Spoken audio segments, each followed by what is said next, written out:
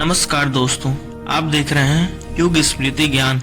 इतिहास की किताबों में हम पढ़ते हैं रोमन साम्राज्य, मौर्य साम्राज्य, मुगल साम्राज्य, ब्रिटिश साम्राज्य। लेकिन क्या आपने कभी सोचा है, क्या आज के समय में भी साम्राज्य मौजूद हैं? क्या 21वीं सदी में भी कोई देश पूरी दुनिया पर प्रभाव डाल रहा है? अगर तलवार और तोप नहीं है तो क्या पैसा, टेक्नोलॉजी और राजनीतिक नए हथियार बन चुके हैं?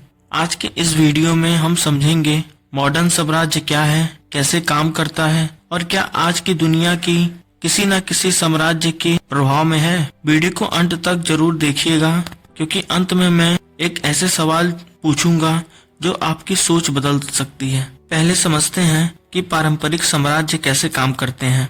एक शक्तिशाली राज्य, बड़ा सेना, दूसरे राज्यों पर हमला, जमीन पर कब्जा, संसाधनों का शोषण। उदाहरण, रोमन साम्राज्य ने यूरोप पर कब्जा किया, ब्रिटिश साम्राज्य ने भारत सहित आधी दुनिया पर शासन किया। इनका मकसद था सीधा नियंत्रण और संसाधनों पर कब्जा। लेकिन द्वितीय युद्ध के बाद दुनिया बदल गई। औपनिवेशिक शासन खत्म हुआ, देश स्वतंत्र हुआ। लेकिन क्या साम्राज्यवाद खत्म हुआ? यहीं से शुरू होता है मॉडर्न साम्राज्य का दौर। मॉडर्न साम्राज्य वो है जहाँ कोई देश सीधे कब्जा नहीं करता, लेकिन फिर भी दूसरों पर गहरा प्रभाव रखता है। आज की दुनिया में साम्राज्य के नए हथियार हैं: आर्थिक ताकत, टेक्नोलॉजी, सैन्य गठबंधन, सांस्कृतिक प्रभाव, मीडिया और इंटरनेट। उदाहरण के लिए, अगर कोई देश वैश्विक मुद्रा नियंत्रित करे, अगर उसकी कंपनियां पूरी दुनिया में काम करें, अगर उसकी टेक्नोलॉजी हर देश में इस्तेमाल हो, तो क्या वो देश एक मॉडर्न साम्राज्य नहीं कहलाएगा? द्वितीय विश्व युद्ध के बाद अमेरिका एक शक्तिशाली बनकर उभरा। डॉलर बना वैश्विक मुद्रा। IMF और वर्ल्ड बैंक में प्रमुख भूमिका। नाटो जैसे सैन्य गठबंधन। हॉलीवुड, नेटफ्लिक्स, सोशल मीडिया का प्रभाव।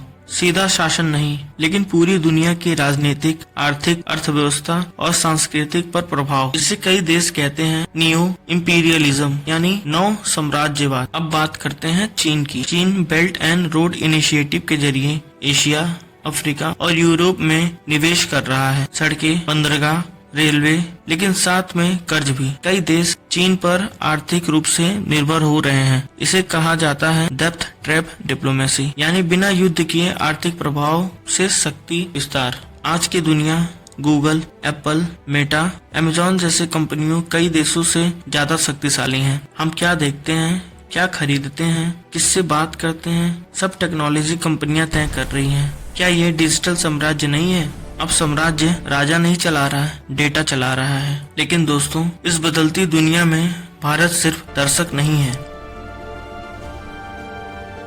हजारों साल पुरानी सभ्यता, ज्ञान, लोकतंत्र और विविधता की शक्ति। भारत हमेशा से दुनिया को दिशा देता आया है। आज भी भारत केवल इतिहास नहीं, बल्कि भविष्य भी है। आज भारत दुनिया की सबसे तेजी से बढ़ती डिजिटल अर्थव्यवस्था में से एक है। UPI से लेकर डिजिटल पेमेंट तक, इसरो की सफल लॉन्चिंग से लेकर चंद्रयान मिशन तक,